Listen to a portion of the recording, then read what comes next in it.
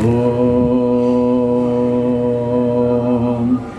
സീതാസമേത ഹനുമൽ പൂജിത ശ്രീ രാമചന്ദ്രായ പരബ്രഹ്മണേ നമഃ. പൂജന്തം രാമ രാമേതി മധുരം മധുരാക്ഷരം ആരോഗ്യകവിതാം ശാഖാം വന്ദേ വാൽമീകി കോകിലം. ലോകത്തിന് ഏറ്റവും പൈതൃകമായ സമ്പത്ത് പ്രദാനം ചെയ്തതായിട്ടുള്ള വാൽമീകിയുടെ ജീവിതം എന്ന് പറയുന്നത് രാമായണ മഹാത്മ്യം തന്നെയാണ്. അപ്പോൾ അതിൻ്റെ പറയുമ്പോൾ എനിക്ക് ഓർമ്മ വരുന്നത് വൃന്ദാവനത്തിൽ വെച്ച് നടന്നൊരു സംഭവമാണ്. വൃന്ദാവനത്തിൽ സ്വാമിജിയോടൊപ്പം ഒരു 3 മാസം കഴിയാനുള്ളൊരു അവസരം കിട്ടി. അപ്പോൾ ആ സമയത്ത് ഭജനാനന്ദ സ്വാമി, നിർമ്മലാനന്ദ സ്വാമി, പ്രശാന്ത സ്വാമി, ശാന്താനന്ദ സ്വാമി, വ്രജേശ്വരാനന്ദ, ഇങ്ങനെ സന്യാസിമാരുടെ ഒരു വലിയൊരു സംഘം തന്നെ സ്വാമിജിയുടെ കൂടെ അവിടെ നമ്മുടെ കൂടെ ഉണ്ടായിരുന്നു. അപ്പോൾ അവിടെ ഓരോ ദിവസവും ഉച്ചയാകുമ്പോഴത്തേക്ക് ഓരോ സന്യാസിമാരെ വിളിച്ചിട്ട് ഇന്ന റൂട്ടിലേക്ക് കൊണ്ടുപോകാൻ പറഞ്ഞ് ഓരോരുത്തരോടെ പറഞ്ഞു വിടും. അങ്ങനെ ഒരു ദിവസം പോയത് ബാങ്കേ ബിഹാരിക്ക് അടുത്തുള്ള കുഞ്ചബിഹാരി, അത് നമ്മുടെ കുംവർപാൽ എന്നാണ് പറയുന്നത്, അദ്ദേഹത്തിൻ്റെ രാസമണ്ഡലിയിലേക്ക് ചെന്നു. അവിടെ ചെന്നപ്പോൾ വേറൊരു രസമുണ്ടായി. കാരണം ഞാൻ അഭേദാനന്ദ സ്വാമിയുടെ ശിഷ്യരാണ് വന്നിരിക്കുന്നതെന്ന് പറഞ്ഞു. കൂടെ വന്നത് നിർമ്മലാനന്ദ സ്വാമിയാണ്. അദ്ദേഹമാണെങ്കിൽ തമിഴ്നാട്ടാണ്. അപ്പോൾ തമിഴേ ഉള്ളതുകൊണ്ട് ഹിന്ദി വലിയ പ്രാബല്യം ഇല്ല, പിടിക്കില്ല. അപ്പോൾ അവർ കുമാരപാൽജിക്ക് ഭയങ്കര സന്തോഷം. അഭേദാനന്ദ സ്വാമിയുടെ അവിടെ നിന്ന് രാസമണ്ഡലിലേക്ക് വന്നു എന്ന് പറഞ്ഞപ്പോൾ ഉള്ള കാര്യത്തിൽ വിളിച്ച് അകത്ത് കൊണ്ടുവന്നിട്ട് അദ്ദേഹം പറഞ്ഞു, ഇവിടെ ഒരു കൃഷ്ണനായിട്ട് അഭിനയിക്കുന്ന ഒരു പയ്യനുണ്ട്, അദ്ദേഹത്തെ നിങ്ങൾക്ക് കാണിച്ചു തരാം എന്ന് പറഞ്ഞ് വിളിച്ചു. എന്നിട്ട് പറഞ്ഞാൽ അധികം അടുത്ത് വർത്താനൊന്നും പറയാറില്ല. അഭേദാനന്ദ സ്വാമികളെന്ന് പറയുമ്പോഴത്തേക്ക് അദ്ദേഹത്തിന് അറിയാൻ വരുമെന്ന് പറഞ്ഞ് വിളിച്ച് കൊണ്ടുവന്ന് അവിടെ ആണെങ്കിൽ താഴെ ഇങ്ങനെ മെത്ത ഇങ്ങനെ ഇട്ടേക്കും, കസേര ഇതൊന്നുമില്ല. അപ്പോൾ അതിൽ വേണം ഇരിക്കുക. ചെന്നുടനെ എന്നെ വലിയ സന്തോഷത്തോടെ ഇരുത്തി. കൃഷ്ണനായിട്ട് അഭിനയിക്കുന്ന പയ്യനാണ്. അപ്പോൾ അഭേദാനന്ദ സ്വാമികളുടെ അവിടെ നിന്ന് വന്നു എന്ന് പറഞ്ഞപ്പോഴത്തേക്ക് അദ്ദേഹം കണ്ണുനീരോടുകൂടി ഞങ്ങളെ ആശ്ലേഷിക്കുകയുണ്ടായി. ഞാനുമുണ്ട്, നിർമ്മലാനന്ദ സ്വാമിയുമുണ്ട്. രണ്ടുപേരെയും അവിടെ ഇരുത്തിയിട്ട് അദ്ദേഹത്തിൻ്റെ കഥ പറഞ്ഞു തുടങ്ങി. അപ്പോൾ കുമാരപാജി ഇതുവരെ ഇങ്ങനെ അധികം അടുത്തും പറഞ്ഞിട്ടില്ല, ഇത് ആദ്യമായിട്ട് പറയുകയാണ്.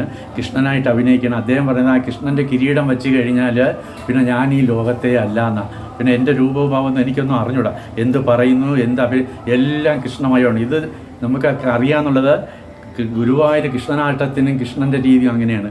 സാമൂരിപ്പാടി എന്ന് കിട്ടിയ മൈപ്പീലി കൃഷ്ണൻ്റെ കിരീടത്തിലുണ്ട്. ആ കിരീടം വെച്ച് കഴിഞ്ഞാൽ അവരും പറയുന്നത് നമ്മളല്ലാണ്ടായി മാറുമെന്ന്. അപ്പോൾ അങ്ങനെ ആ വൃന്ദാവനത്തിലെ ആ പയ്യനെന്ന് പറയാൻ പാടില്ല, കൃഷ്ണൻ തന്നെയാണ്, ശ്യാമെന്നാവേ അദ്ദേഹത്തിൻ്റെ കാര്യം പറഞ്ഞു തുടങ്ങി. എന്നുവെച്ചാൽ വളരെ ദാരിദ്ര്യം പിടിച്ച, എന്നുവെച്ചാൽ ദാരിദ്ര്യത്തിൻ്റെ അങ്ങ് അറ്റം, അദ്ദേഹത്തോട് കൂടി ദാരിദ്ര്യം പറയാനില്ല, അങ്ങനെയുള്ള ഒരു ഫാമിലിയിലാണ് ഇദ്ദേഹം ജനിച്ചത്. അദ്ദേഹത്തിൻ്റെ അമ്മയ്ക്കാണെങ്കിൽ മോഹനോട് ഭയങ്കരമായ അതിര് കടന്ന ഒരു മമതയുണ്ട്.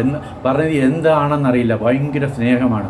അപ്പോൾ ഇവനെ അടുത്തുള്ള ഇതുപോലെ രാസമണ്ഡലിയുടെ ഒരു ക്ലാസ്സിന് അയക്കണമെന്ന് പറഞ്ഞു. മണ്ഡലിയുടെ ക്ലാസ്സാണ്, അവിടെ അയക്കണമെന്ന്. പക്ഷെ അത് പോണ വഴിയിൽ കുറച്ച് കാട് പോലെയുണ്ട്. അപ്പോൾ ആ കാടിൻ്റെ അവിടെ ചെല്ലുമ്പോൾ ഇവന് ആദ്യത്തെ ദിവസം കൊണ്ടുപോയിട്ട് തിരിച്ചു വന്നു. അടുത്ത ദിവസം നീ പൊയ്ക്കോ എന്ന് പറയുമ്പോൾ പറയും, എനിക്ക് അവിടെ പോകുമ്പോൾ എനിക്ക് പേടി, ഞാൻ എന്ത് ചെയ്യണമെന്ന്. അപ്പോൾ നീ പേടിക്കുകയൊന്നും വേണ്ട, നിൻ്റെ കൂടെ ശ്യാമുണ്ടെന്ന് പറയും. അതാരാ? ആ നിൻ്റെ ചേട്ടൻ തന്നെ, ശ്യാമുണ്ട്, നീ അവിടെ നിന്ന് വിളിച്ചാൽ മതി, വരും, നിൻ്റെ കൂടെ വരുമെന്ന് അമ്മ പറഞ്ഞു. നോക്കണം, അമ്മ പറഞ്ഞ അമ്മയുടെ വാക്കിൻ്റെ ആ ഒരു വിശ്വാസം, ആ ഒരു ശ്രദ്ധ. ഇദ്ദേഹത്തിന് രാവിലെ ഇറങ്ങി തിരിച്ച് ആ കാട്ടിൻ്റെ അവിടെ എത്തുമ്പോൾ ഉറച്ച് വിളിക്കും, ശാമ്പായി ശാമ്പായി ശാമ്പായി എന്ന് ഉറച്ച് വിളിക്കും. വിളിച്ച് കഴിയുമ്പോഴത്തേക്ക് ഉടനെ ഓടി പടച്ചടിച്ച് പയ്യൻ വന്ന് തലയിലൊരു കെട്ടൊക്കെ ആയിട്ട് കയ്യിലൊരു കമ്പൊക്കെ വെച്ചുകൊണ്ട് ഓടി വന്നു. എന്തേ അയ്യോ എനിക്ക് ഈ കാട് കടന്നു വേണം, എനിക്ക് പേടിയാണ്, അമ്മ പറഞ്ഞതനുസരിച്ചാണ് ഞാനിവിടെ വന്ന് നിന്നെ വിളിച്ചത്, അല്ലാണ്ട് എനിക്ക് അങ്ങോട്ട് പോകുമ്പോൾ എന്നത് ഞാൻ നിൻ്റെ കൂടെ ഉണ്ട്, നീ എപ്പോൾ വിളിച്ചാലും ഞാൻ നിൻ്റെ കൂടെ വരും, നിന്നെ കൊണ്ടാക്കാൻ തിരിച്ചു വരാം, അതൊക്കെ ഞാൻ ചെയ്തോളാം. വലിയ സന്തോഷമായി. ഉടനെ കൂടെ കൊണ്ടുവന്ന് ആ കാടിൻ്റെ ഓർഡർ ചെയ്തുമ്പോൾ ഇനി പോയിക്കോ, ഇനി എന്നെ ആവശ്യമുള്ള വീട് വിളിച്ചാൽ മതി എന്ന്. അങ്ങനെ കുറേ ദിവസങ്ങൾ കഴിഞ്ഞപ്പോൾ ആ മണ്ഡലിയിലെ പ്രധാനപ്പെട്ട ആളുടെ ജന്മദിനമായി. അപ്പോൾ പറഞ്ഞ് ഇന്ന് ജന്മദിനമാണ്, നാളെ വരുമ്പോൾ എല്ലാവരും എന്തെങ്കിലും സാധനങ്ങൾ പാലൊക്കെ കൊണ്ടുവരണമെന്ന് പറഞ്ഞു. ഇവിടെ വന്നപ്പോൾ ഇവനാണെങ്കിൽ ഭയങ്കര പ്രയാസം. കാരണം എന്താണ്, ഞാൻ അടുത്ത ദിവസം പോണില്ല എന്ന് പറഞ്ഞു. അമ്മ പറഞ്ഞു, അങ്ങനെയല്ല, നീ പോയേ പറ്റൂ, അവിടെ മടക്കാൻ പറ്റില്ല, എല്ലാ ദിവസവും നീ പോകണം, ഒരു ദിവസം മുടക്കിക്കഴിഞ്ഞാൽ അത് കൃഷ്ണന് ഇഷ്ടപ്പെടില്ല, അതുകൊണ്ട് നീ ചെല്ലണം, നിന്നെ അവർക്ക് വലിയ കാര്യമാണ് എന്നൊക്കെ പറഞ്ഞങ്ങ് വലിയ അപ്പോൾ പറഞ്ഞ് ചെല്ലാൻ പോകാം. പക്ഷേ ഇന്ന് അവിടെ അദ്ദേഹത്തിൻ്റെ ജന്മദിനമാണ്, എന്തെങ്കിലും കൊടുക്കുക. എൻ്റെ കയ്യിലെന്താ, എൻ്റെ കയ്യിലൊന്നുമില്ല, പിന്നെ എന്ത് ചെയ്യാം. അപ്പോൾ അമ്മ പറഞ്ഞു, ഒരു കാര്യം ചെയ്യ്, നീ നിൻ്റെ ശാമ്പായി എടുത്ത് ചോദിക്കും, ശാമ്പായി എന്തെങ്കിലും തരുമെന്ന് പറഞ്ഞു. അങ്ങനെ എന്ത് ചെയ്ത് ഇവനക്ക് നേരെ കാട്ടിൻ്റെ അവിടെ ചെന്ന് ശാമ്പായി എന്ന് വിളിക്കുകയും ചെയ്തു. വിളിച്ചപ്പോൾ ഓടിപ്പടച്ച് വേർത്തൊക്കെയാണ് വന്നത്. എന്ത് നീ ഇത്ര താമസിച്ചതല്ല, ഞാൻ ഇന്ന് പോണില്ല, എന്ത് പോലത്തെ കാര്യം പറഞ്ഞു ഇത്രയുള്ള കാര്യം, ബാ നീ ഇവിടെ നില്ല് ഒരു സെക്കൻഡ് എന്ന് പറഞ്ഞിട്ട് ഓടി അങ്ങോട്ട് നിന്നിട്ട് നോക്കി, ഒരു ചെറിയൊരു കിണ്ണം, വലിയ ചെറുത്, വിരലിൻ്റെ അകത്ത് നിന്ന് 3 വിരലിനകത്ത് നിൽക്കാനുള്ള കിണ്ണമേ ഉള്ളൂ, ചെറിയ കിണ്ണത്തിൽ നിറച്ച് പാല് കൊണ്ടുവന്ന് കൊടുത്തു. നീ ഇത് കൊണ്ടുപോയി കൊടു, അയ്യോ ഇത് നീ കൊടുത്താൽ മതി, അവർക്ക് തന്നെ മനസ്സിലാക്കാൻ പറ്റും എന്ന് പറഞ്ഞു. കൂടെ കഥകളൊക്കെ പറഞ്ഞാണ് വിളിച്ചുകൊണ്ട് പോണത്. ആ കാട്ടിൻ്റെ ബൗണ്ടറി എത്തി പറഞ്ഞ് ഇനി തിരിച്ച് വരുമ്പോൾ കാണാം എന്ന് പറഞ്ഞാൽ ഓടിപ്പോയി. പക്ഷേ എങ്ങോട്ട് ഓടുന്നത് എന്താണെന്നൊന്നും ഇവൻ അറിഞ്ഞൂടാ. ഇവൻ കൊണ്ടുവന്നപ്പോഴത്തേക്ക് ഓരോരുത്തർ കൊണ്ടുവരണത് ഈ പറയാൻ പറ്റും, അവിടെയൊക്കെ ഈ ജഡ്ക ഉണ്ടെന്ന് പറയും, അതിലും കുതിരവണ്ടിയിലും ഈ സൈക്കിൾ റിക്ഷയിലൊക്കെയാണ് സാധനങ്ങൾ കൊണ്ടുവരണത്. ഇവൻ കാണാൻ അപ്പോൾ ഇവനത് കൊണ്ടുവല്ല ഒരു പേടി. ഇവൻ പതുക്കെ പറക്കെ ഒളിച്ചൊളിച്ച് മാറി. അപ്പോൾ അത് അദ്ദേഹം ശ്രദ്ധിച്ചിട്ട് പറഞ്ഞു, ആജ പെട്ടെന്ന് വാന്ന് പറഞ്ഞു. മുന്നോട്ട് വിളിച്ച് നോക്കിയപ്പോൾ അവിടെ വലിയ പാത്രം. അപ്പോൾ ഓരോരുത്തർ കൊണ്ടുവന്ന് ഇടുക. അപ്പോൾ പറഞ്ഞ് നീ കൊണ്ടുവന്ന് അതൊരു ചെറിയ കിട്ടണം, ചെറിയതാണ്, അപ്പോൾ ഇത് കൊണ്ടുവന്ന് അങ്ങ് അതിൽ ഒഴിച്ചേരെ എന്ന് പറഞ്ഞു. അപ്പോൾ പാല് വയ്ക്കാനായിട്ട് ഒരു പാത്രം വെച്ചത് അതിലോട്ട് ഒഴിച്ചിട്ടും തീരണില്ല. അപ്പോൾ അവർ അയ്യോ ഇത് നിറഞ്ഞു ഒരു 10-15 വലിയ പാത്രങ്ങൾ മുഴുവൻ നിറഞ്ഞിട്ടും ഇതിൽ നിന്ന് പാല് വന്നുകൊണ്ടേയിരിക്കുന്നു. അപ്പോൾ വലിയ സംശയം തോന്നി. അദ്ദേഹം ഓടി വന്ന് ഇവനടുത്ത് ഇത് എവിടെ നിന്ന് കിട്ടി, നീ ഇത് എന്താ കാര്യം പറയാൻ. അപ്പോൾ അവൻ കരയാൻ തുടങ്ങി. എനിക്കൊന്നും അറിഞ്ഞൂടാ ശാമ്പായിയുടെ രീതി. ശാമ്പായി ആര്? എന്നെ അമ്മ പറഞ്ഞ് ഇങ്ങനെ ശാമ്പായി വരും, നിനക്ക് വേണ്ടത് തരും, എല്ലാം തരും, അങ്ങനെ രക്ഷപ്പെട്ടതാണെന്ന് പറഞ്ഞു. എങ്കിൽ എനിക്കും കൂടെ കാണണം. അപ്പോൾ അദ്ദേഹത്തിന് മനസ്സിലായി കാരണം അവർക്കൊക്കെ ഈ കൃഷ്ണൻ്റെ ലീലകൾ നല്ലോണം വൃന്ദാവനക്കാരാണ്. അദ്ദേഹം പറഞ്ഞ് അദ്ദേഹത്തിൻ്റെ കാലിൽ വീണു, ശാമ്പായി നിന്നെ കൂടെ വരുമോ? വരൂ. അപ്പോൾ വരൂ, എങ്കിൽ ഞങ്ങൾക്ക് കാണിച്ചാന്ന് പറഞ്ഞ് ഇദ്ദേഹം എല്ലാവരും കൂടെ ഇതിൻ്റെ കൂടെ ആ കാട്ടിൻ്റെ ഇടം വന്നു. ശാമ്പായി എന്ന് വിളിച്ചിട്ട് വരണില്ല. 2-3 വിളിച്ച ഓടി വരണ ശാമ്പായാണല്ലോ. പിന്നെയും വിളിച്ചു. കരഞ്ഞപ്പോഴത്തേക്ക് ഓടി അടുത്ത് വന്നു. എന്ത് അതാ ഞാൻ കൊടുത്ത പാല് നിറഞ്ഞ് അവിടെ മുഴുവൻ നിറഞ്ഞിട്ടും പാല് തീരണില്ല. അതിൽ നിന്ന് ഇങ്ങനെ വന്നുകൊണ്ട് ഇത്രയുള്ള പാലിൽ എങ്ങനെ തന്നു? അപ്പോൾ നിൻ്റെ പേര് പറഞ്ഞു. അപ്പോൾ നിന്നെ അവർക്ക് കാണണമെന്ന് പറഞ്ഞു. അത് കളി നടക്കൂല. അതെന്താണ്? നിൻ്റെ മുമ്പ് വന്നത് നിൻ്റെ ഗുരു, മാതാപിതാ ഗുരു. അപ്പോൾ ഇവിടെ കൂടെ നിൽക്കണതിൽ ഒരാൾ ഗുരുവുള്ളൂ, അതവിടുത്തെ പ്രധാനി. അപ്പോൾ അദ്ദേഹത്തിന് നിന്നെ തൊട്ടുകൊണ്ട് എന്നെ നോക്കിയാൽ കാണാം, മറ്റുള്ളവർക്കൊന്നും എന്നെ പെട്ടെന്ന് കാണാൻ പറ്റില്ല. അത്ര ഗുരുകാരന്, പ്രത്യേകിച്ച് ഇന്നിപ്പോൾ ഗുരുപൗർണമിയാണ്. അപ്പോൾ ഇങ്ങനെയുള്ള ഈ ഒരു ഗുരുവിൻ്റെ മഹത്വം അമ്മ പറഞ്ഞതിൽ വന്നു. കാരണം അമ്മയുടെ വാക്കിന് അത്രത്തോളം പ്രാധാന്യമുണ്ട്.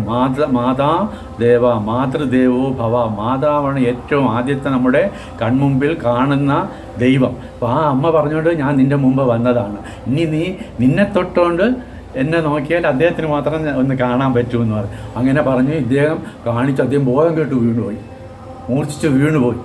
അത്ര സൗന്ദര്യത്തിടമ്പാണ്. ബാക്കി ആർക്കും ദർശനം കിട്ടി. അപ്പോൾ പറയുന്നത് അവർക്കൊക്കെ ഇവൻ്റെ കാരുണ്യം കൊണ്ട് പിന്നെ ദർശനം ഞാൻ കൊടുത്തോളാം എന്ന് പറഞ്ഞ് ആ കണ്ണനങ്ങ് മറഞ്ഞു. പിന്നെ അന്ന് തൊട്ട് ഇവരെ ഇതിൽ കൃഷ്ണനായിട്ട് അഭിനയിക്കുന്നത് ഈ പയ്യനെയാണ്.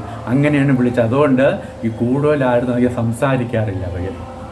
ഇങ്ങനെ കൃഷ്ണൻ്റെ രീതി ശരിക്കും നമുക്കറിയാൻ പറ്റില്ല. അപ്പോൾ ഇങ്ങനെയൊക്കെയുള്ള മഹാജനങ്ങൾ, മഹത്തുക്കൾ, മാതാവിനെ മാനിക്കപ്പെടുന്ന ശങ്കരാചാര്യ പോലും അതാ പറഞ്ഞത്. എന്താണ്? സന്യാസിയാണെങ്കിലും സന്യാസിയെ എല്ലാവർക്കും നമസ്കരിക്കാം, പക്ഷേ സന്യാസി സ്വന്തം അമ്മയെ നമസ്കരിക്കണമെന്ന് ശങ്കരാചാര്യ പഠിപ്പിച്ചു. അഭേദാന സ്വാമികൾ കാണിച്ചത് കുറച്ചുകൂടെ ഉയർന്ന ഒരു പദവിയിലേക്ക്. എന്താണ്? താൻ അനുഭവിക്കുന്ന സന്യാസത്തിൻ്റെ ആനന്ദം, താൻ സന്യാസം എടുത്തു കഴിഞ്ഞ് ഒരു 3 മാസം കഴിഞ്ഞപ്പോൾ സ്വന്തം അമ്മയ്ക്ക് സന്യാസം കൊടുത്തു.